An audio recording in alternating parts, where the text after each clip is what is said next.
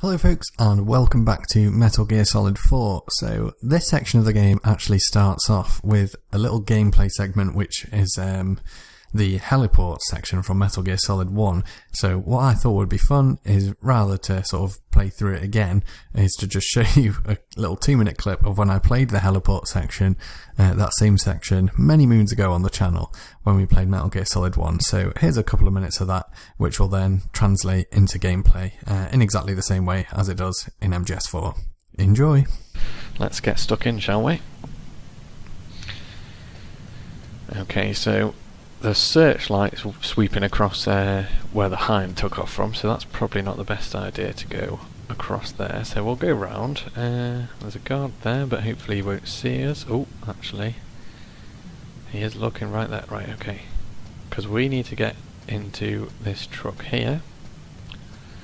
And then we pick up our first weapon, the Socom pistol. Now I'll just make a quick save state in case I get this wrong, but I believe that in this one, yeah, you can't, like if you aim your gun you have to fire it unless you unequip it, because in the later games you could sort of aim it and then put it down, but just a slightly different control scheme this time around. Now, I'm just going to check in this little warehouse here. Surveillance camera? A surveillance camera? Just to make sure I get all the items and stuff that I need. Now, is that going to see me? Yes it is, right. I remember there's some chaff grenades here, but I've got to quickly speed and get them before the spotlight gets me, like so.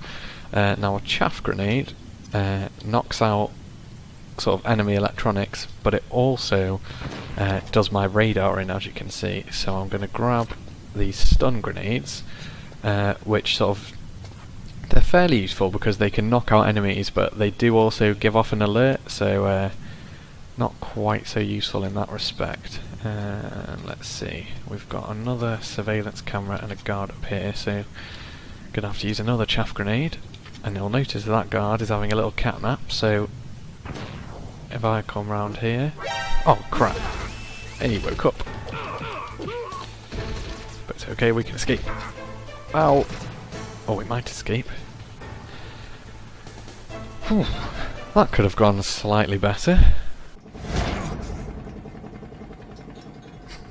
But it was all just a dream. Everything alright, Snake? I was having that dream again. We're here. Shadow Moses.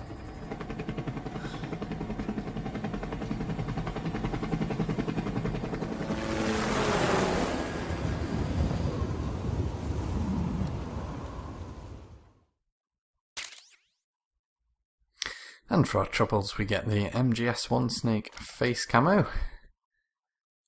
And the opportunity to save the game, so why not?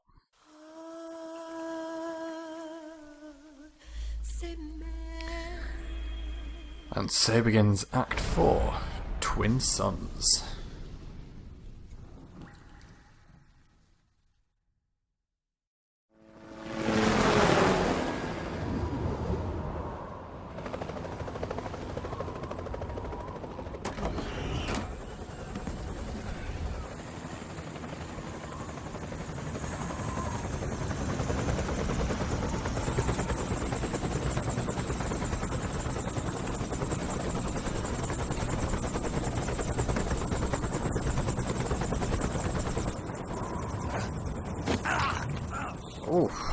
Snake, are you alright? Yeah, I just slipped a little. Have to hurry. Not much time left. Meet the Mark III. It's our last replacement, so try not to break it. Who, me? Never. One more thing. I don't see anybody around, but there are unmanned sentries patrolling the area. Be careful out there.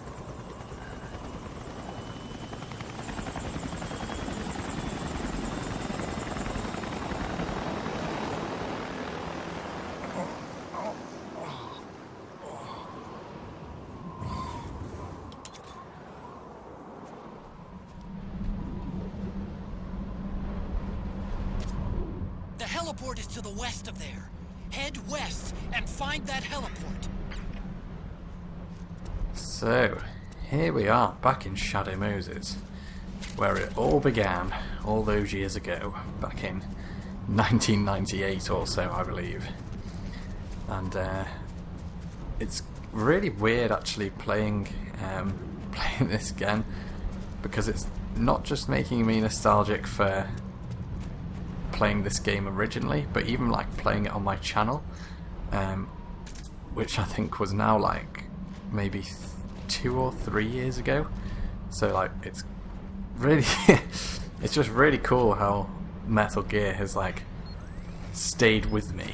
And like I can think of all the changes that I've had in life, both from when I first played the game as like a child too young to be playing these games, and even just in like on YouTube, like I'm in completely different jobs, different house. Like it's kind of weird, but kind of cool. And anyway, enough reminiscing. We've got some robots to avoid, so we'll very sneakily go past him. And the thing is here, without your goggles on, the vision is pretty much non-existent. Like he's pretty hard to see, despite being a whacking great big robot. And here is where the real nostalgia bomb hits. Look at that. The very heliport we came to in Metal Gear Solid 1 at the start, and the music kicks in. It's Snake. I'm in front of the disposal facility. Excellent, Snake. How's that sneaking suit working out? I'm nice and dry, but it's a little hard to move. Bear with it. It's designed to prevent hypothermia. This is Alaska, Nice little throwback there to the codec conversations of days gone by. And we also get a nice ration, and you do get some drepping points for every flashback you get. A high D. What's a Russian gunship doing here? Wow, he must be crazy to fly Hind in this kind of weather. Who's that? Nice to meet you, Snake. It's an honor to speak to a living legend like yourself. What's wrong? Chaff grenades in the middle of the heliport, just like in Metal Gear Solid 1. No searchlights this time to spoil our day. A surveillance camera.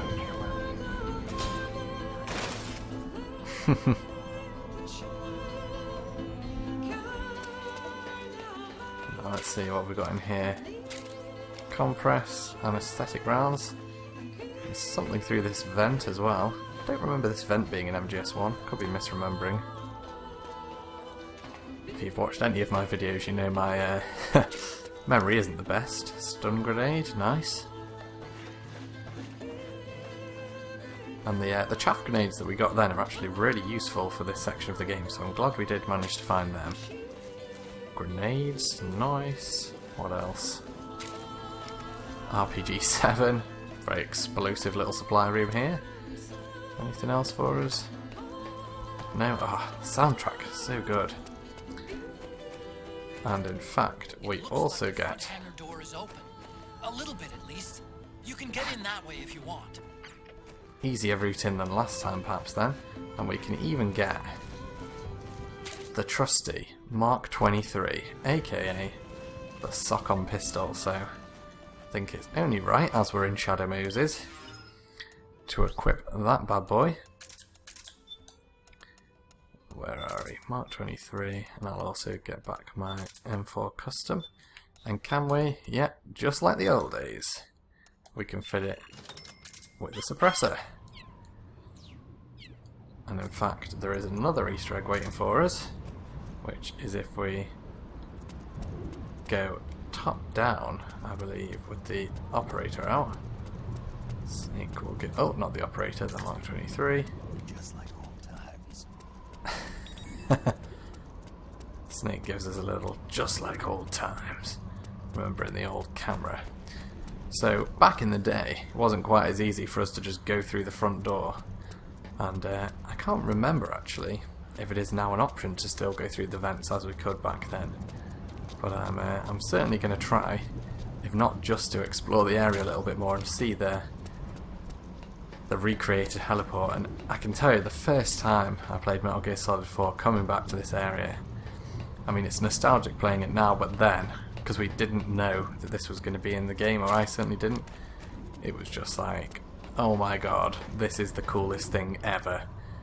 Even though by that point, obviously, the twin snakes had come out, this is like another level, and it's the fact that Snake is actually going back himself that just makes it even cooler. Snake, this is McDonald Miller. Campbell told me about the situation here. I thought I might be of some use. There's no one I'd rather have in a foxhole than you.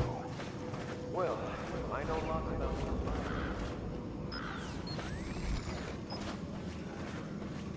Throwback to Miller there. Good times.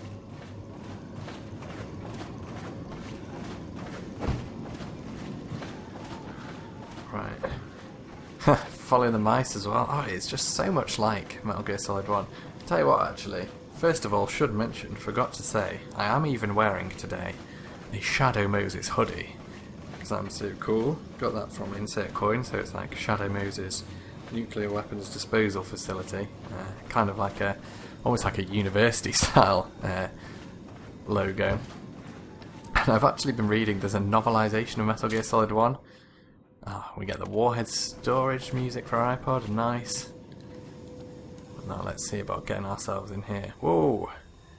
And unlike in MGS1, there are now Gecko in place rather than surveillance cameras. Now, the Gecko, you can pretty much take them out of action with a chaff grenade, which is really handy. And chaff grenades in this game are super rare.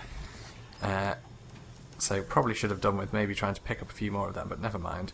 And as I was saying, so I'm reading the Metal Gear Solid 1 novelization at the moment by Raymond Benson, I think his name is. He's written some James Bond books, actually. The writing's not like amazing, and he does get some details wrong, and like Snake as a character is pretty much off in terms of his personality. But it is a cool book. Shit! Okay, I've completely cocked this up. I was busy talking about a book, you heathens. Ah, uncultured swine. There was no time for literary discussion with these blinking things, was there? Oh my god, there's tons of them. Okay, Snake. You have a quick look in that backpack of yours for some chaff grenades, please. Oh, I've only got 2.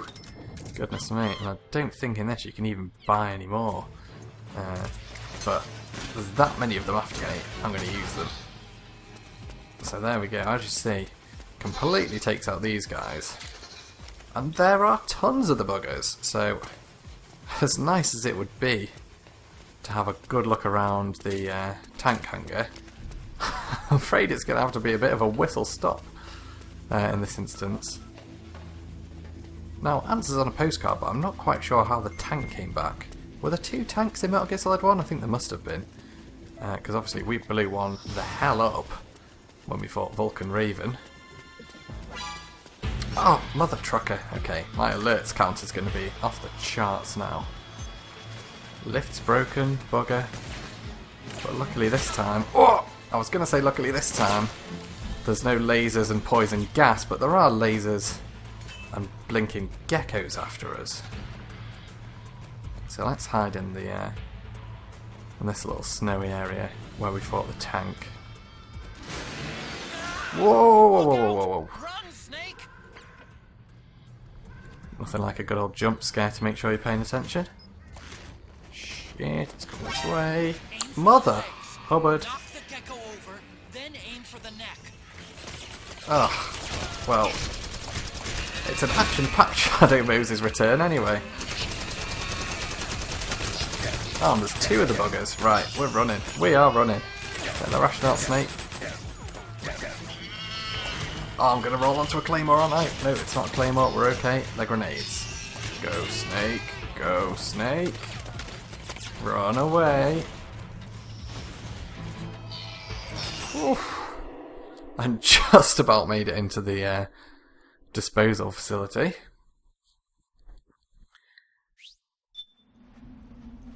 And I am just a little bit rusty playing this game. Haven't been able to record for a good few weeks now, so do forgive my complete lack of skill in that area. But never mind. Should be used to that by now. So let's get the iPod out actually and put on a bit of the Warhead storage music for some good old nostalgia. Is that playing? Seems to be very quiet. I'm not sure it's just my TV. Yep, just my TV. It is very, very quiet music. You may need to turn up your speakers for this one. Ah, it's kicking in now. That familiar drum beat. Oh, right in the nostalgia.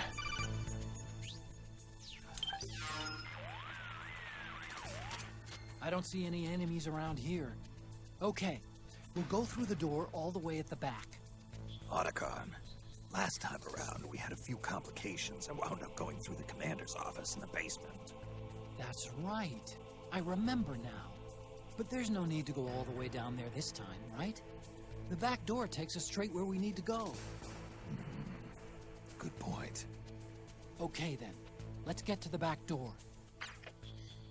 Ah, now in fact, that codec call has just reminded me that in the excitement of the gecko fight I forgot to show you a rather funny little Easter egg, so let's go back out here and hopefully we can still do it.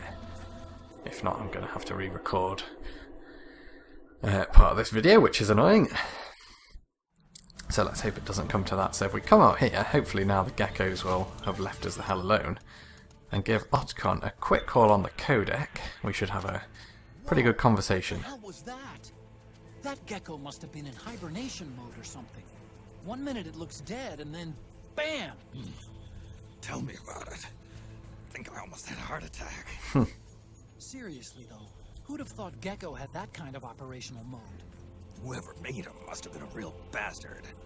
From now on, you'd better keep both eyes on those Gecko. You don't want to get fooled like that again. No disagreement here.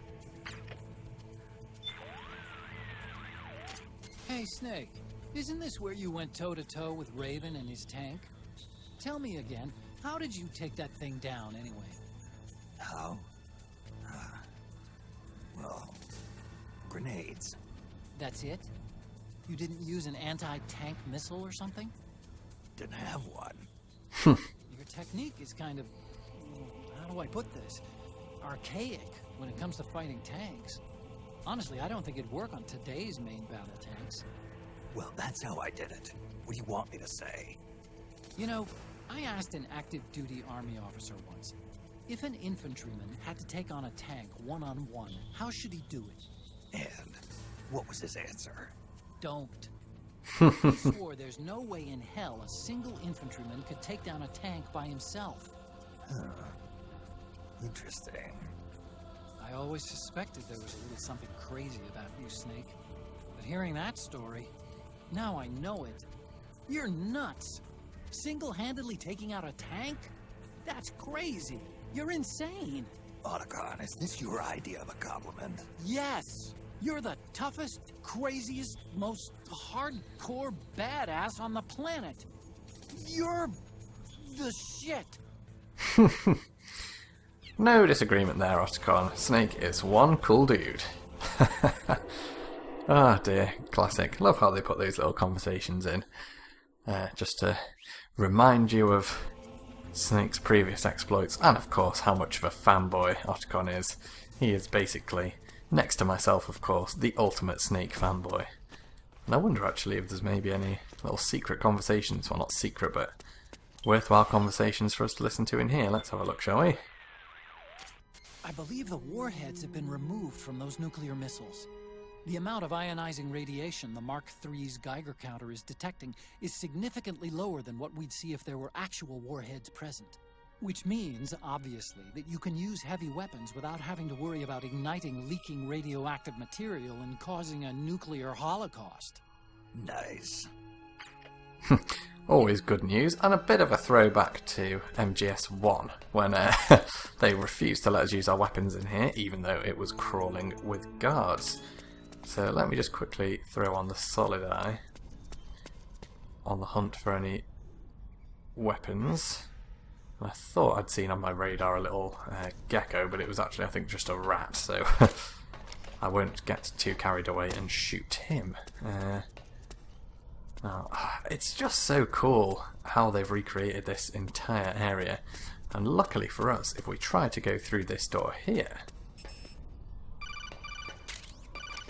it ain't happening. Huh? Snake, that door is locked. How do I open it? Security is shut down altogether. You can't release the lock without activating it. You'll have to log in somewhere. I've got it, Snake. My old office is close by. With the power on, you should be able to unlock the door from there. And if you check the facility records, we can find out Rex's status and who's been in and out. You remember where it is, Snake? I'm not senile yet.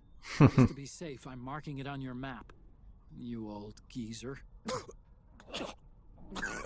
Snake, the password is 48273. Think you can remember that? I told you, I'm not senile yet. 48273. Remember that, because I will forget it.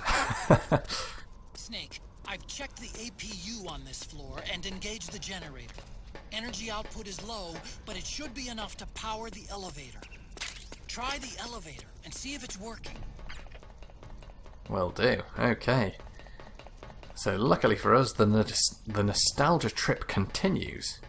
We can go even further into the Shadow Moses facility. And that is exactly what we'll do in the next video.